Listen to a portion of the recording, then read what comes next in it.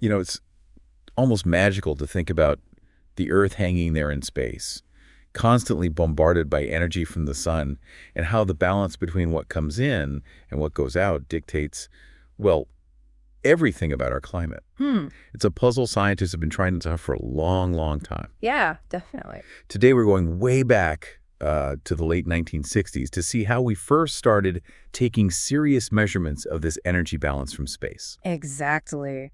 We're diving deep into the E7 satellite mission. You, our listener, shared some fascinating documents about this, well, pioneering work. Right.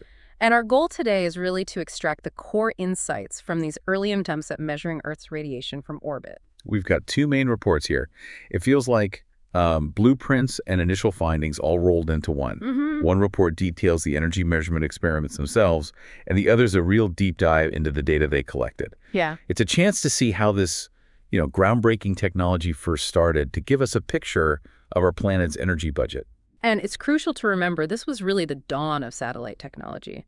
Getting accurate readings from instruments hundreds of miles up, that was a monumental challenge. I bet. The reports reveal some incredibly clever solutions they came up with to ensure the data was, well, as reliable as possible. Okay, let's unpack this then. What was the big picture goal for ESSA-7? What were they trying to achieve up there? So the fundamental purpose of ESSA-7 was to measure Earth's radiation balance. Okay. Think of it as taking the Earth's energy checkup from space. The satellite was designed to quantify the incoming solar radiation and all the outgoing radiation. So both reflected sunlight and heat. Exactly. Both the sunlight bounced back by the Earth and the heat radiating from our planet itself. And why is that so important? I mean, what's the big deal about measuring this balance from space? Well, this radiation balance is the prime mover of Earth's climate system. It's the energy that drives our atmospheric engine. Oh. The difference between incoming and outgoing energy, that determines whether the Earth warms or cools over the long term. Right. These measurements are just fundamental to understanding weather patterns and projecting future climate trends. So this early satellite was tackling a really fundamental aspect of our planet. When was it operational? When was it doing this work? ESSA-7 collected data for about 10 months, starting September 1968 through to June 1969. Okay, almost a year. Yeah, and interestingly, one of the reports you provided focuses particularly on the first 6 months of that, Right. from September 68 to February 69. This period yielded a really rich data set that allowed for some in-depth analysis. And what kind of instruments did it carry to do this crucial job? What was on board? It was equipped with two key instruments, radiometers. Radiometers. These were specialized sensors designed to measure radiation. Now, they had optical surfaces engineered to behave differently depending on the type of radiation. Huh? So one set was designed to primarily absorb and measure shortwave radiation, that's the sunlight reflected by Earth, like what makes a bright surface look white. The other was more sensitive to long-wave radiation, the heat emitted by the Earth, like what you feel radiating from, say, a warm sidewalk. Okay. The reports mention plate and cone radiometer designs, which just refers to the specific shape and optical arrangement of these sensors. Plate and cone radiometers, right? Now, the satellite's path around the Earth, its orbit, was that significant for the measurements? Did that matter? Oh, absolutely. ESSA-7 was in what's called a sun-synchronous orbit. Sun-synchronous? Yeah, imagine a satellite that tries to pass over the same location on Earth at roughly the same local solar time each day. Okay. Consistent lighting. Exactly. It allows for consistent lighting conditions for observations. Specifically, ESSA-7 had a 3 p.m. ascending node. 3 p.m. Meaning it crossed the equator going north at around 3 p.m. local time. Now, this is important because later satellites sometimes used a 12 noon orbit. Right. And observing the Earth at different times of day can affect the measurements, the amount of sunlight, the Earth's temperature. It changes through the day. Yeah, that makes sense. It could complicate comparisons between different missions. Precisely. Okay, so they're up there gathering data. But turning that raw information into usable science wasn't a simple process, right? You mentioned challenges. What kind of unexpected difficulties did they run into?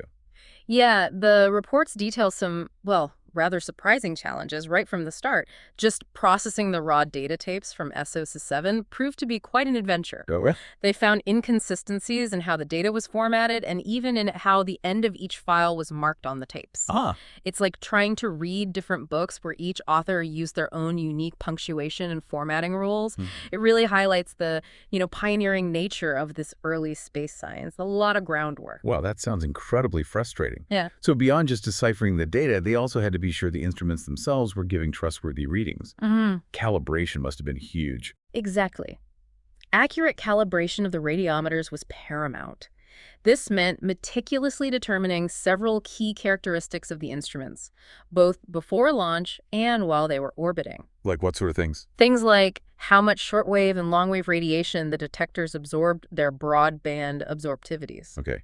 Like how dark or light the surface was. Sort of, yeah. Think of how much sun a blacktop absorbs versus a white roof. Hmm. Also, how much long-wave radiation they emitted their emissivity, basically how readily they release heat, plus their mass and various constants related to the internal heat exchange within the radiometer itself. Lots of variables. And how do you even begin to calibrate something like that while it's orbiting hundreds of miles up? That sounds like a real puzzle. They developed some remarkably clever in-flight calibration methods. One key technique involved observing the radiometers as the satellite moved into and out of Earth's shadow. The sunrise-sunset moments for the satellite. Exactly. These thermal transitions, as they called them, provided a way to see how the instruments responded to dramatic changes in radiation input. They also used the sun itself as a calibration target for the shortwave radiometers when it came directly into their view. Using the sun as a giant calibration lamp, that's pretty neat. It is. Imagine using a known, incredibly bright light source to check if your sensor is reading accurately. Now, you mentioned something earlier about a mass constant that wasn't so constant after all. What was that about? Ah, yes. What's fascinating here is their discovery that what they initially called the mass constant actually varied with temperature. Oh. Yeah, by carefully analyzing the data during those thermal transitions, specifically looking at periods where the radiometer's temperature was changing at a steady rate, nice and smooth. They realized that this constant, which relates how much the radiometer's temperature changes for a given amount of absorbed or emitted radiation, wasn't a fixed value. So it wasn't a one-size-fits-all number. It changed depending on how hot or cold the instrument was. Precisely. Think of it like this. If you were plotting the amount of radiation the instrument was sensing against how quickly its temperature was changing, you'd expect a straight line, right? Yeah, ideally. The slope of that line would be related to this mass constant, but they found the slope wasn't always the same. It changed. That indicated the mass constant itself was changing. Huh. How'd they figure that out? Well, this crucial insight emerged partly from analyzing simulated data, actually, from a balloon-borne radiometer that underwent similar temperature changes. Ah, okay. Ground truth, or close to it. Kind of. This seemingly technical detail had a significant implication. It meant they couldn't just use a fixed value when calibrating. It highlighted the need for temperature-aware calibration models in future space measurements. A big lesson learned. Interesting. And how did they tackle calibrating the shortwave measurements, the reflected sunlight part? They called them color constants. For that, they used another smart method during those same shadow transitions. They'd look at the radiometer's readings in daytime mode. Seeing sun and earth heat. Right. And then nighttime mode, when only Earth's emitted heat was present. Okay. By extrapolating these measurements to a specific moment during the entry into or exit from Earth's shadow, and then subtracting the calculated long-wave contribution from the total daytime signal. Ah, isolating the solar part. Exactly. They could isolate the instrument's response to direct solar radiation. This allowed them to determine and track the shortwave calibration over time. It sounds like a lot of careful deduction, just teasing out these subtle signals from the noise. Were they able to figure out how accurate these calibrations actually were? Did they estimate the errors? Yes, the reports do include an assessment of the potential errors in their calibration procedures. They noted that uncertainties related to that mass term, which they now understood varied with temperature, were a significant source of error. Right, that makes sense. However, they also pointed out that by averaging the results from many, many shadow entry and exit events, the impact of random errors could be reduced. Average it out. But they also acknowledged that potentially larger errors could come from other factors. Things like the fact they were only sampling the Earth from one satellite at a specific time of day. The 3 p.m. view again. Right. and also the complex way Earth reflects sunlight differently depending on the angle, what's called anisotropic inflection. Like glare off water? Kind of like that, yeah. Think of a lake on a sunny day. The glare is much stronger at certain angles. Earth's surfaces do that too. And finally, the assumption that the radiometer surfaces absorbed all shortwave and longwave radiation equally across the entire spectrum was another potential source of error. Okay, so despite these hurdles, they did manage to get a grip on the data. What were some of the key scientific discoveries that came out of analyzing all this SE7 radiation data?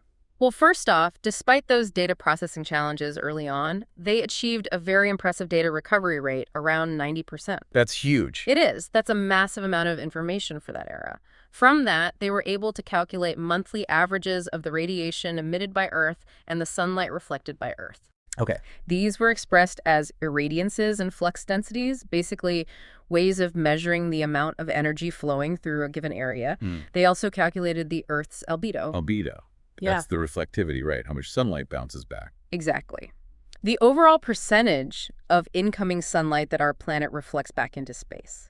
And these averages were determined for different bands of latitude, for the northern and southern hemispheres separately, and for the entire globe.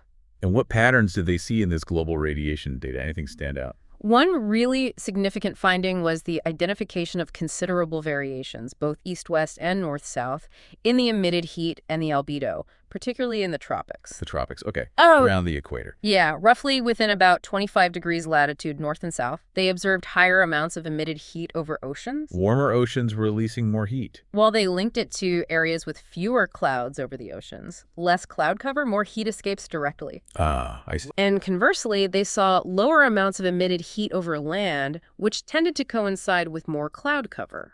So clouds trap heat, even back then. That's what the data suggested.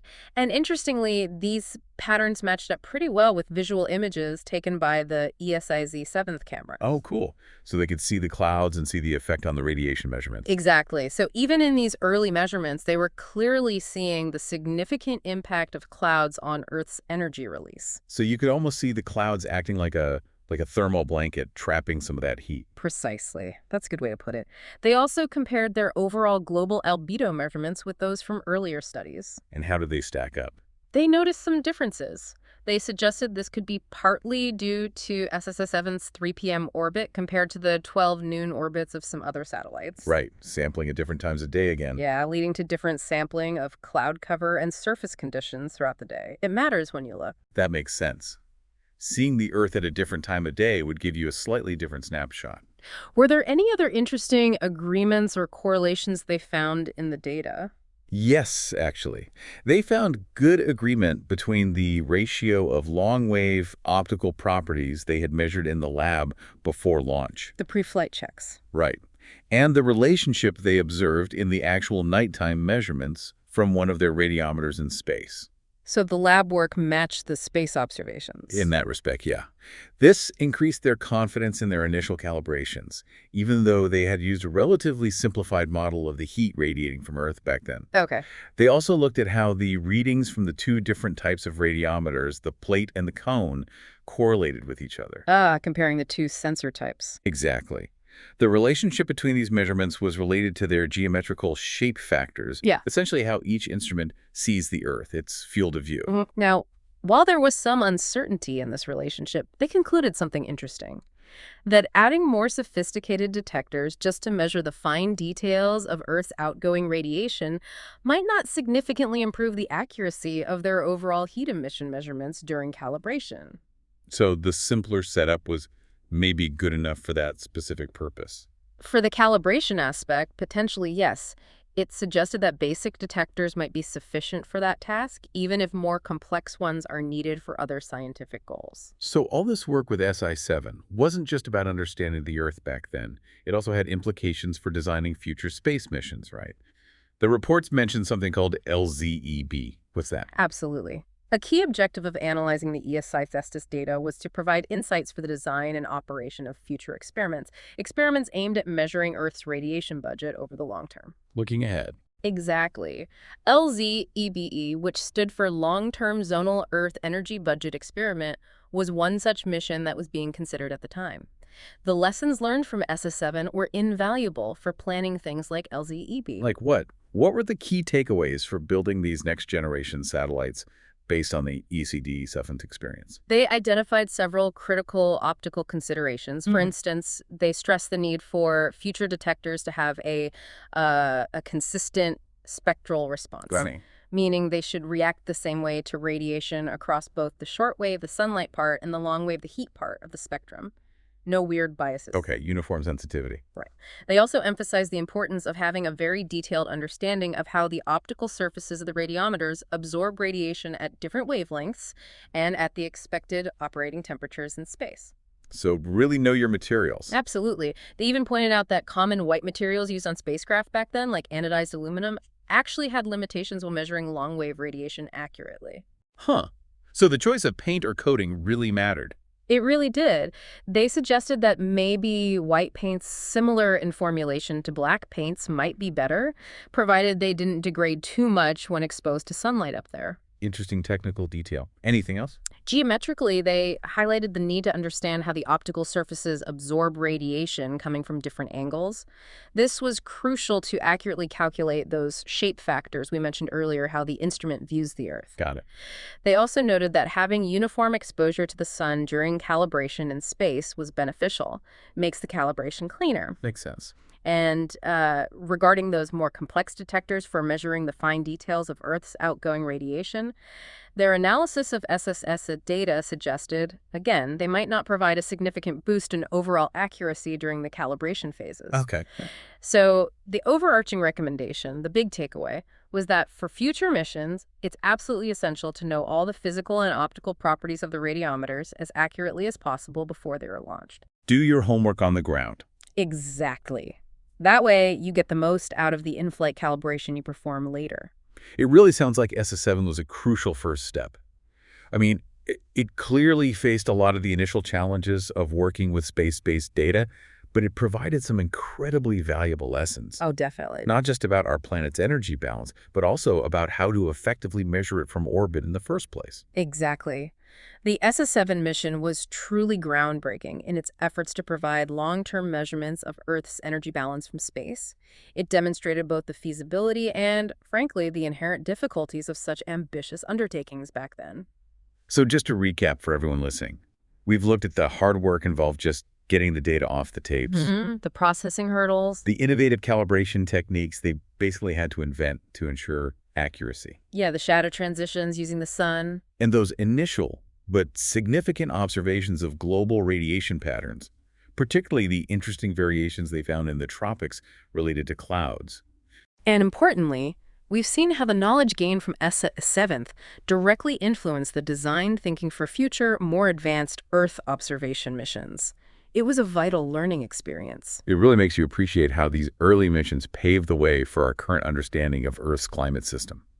You know, it leaves me wondering, what questions did this early data raise that perhaps only more sophisticated satellites and longer-term data sets could eventually answer? Good question. And thinking forward, what new insights into our planet's energy balance might future missions still reveal? It really feels like a continuous journey of discovery, doesn't it? Building on the foundations laid by these pioneering missions like ESSA-7.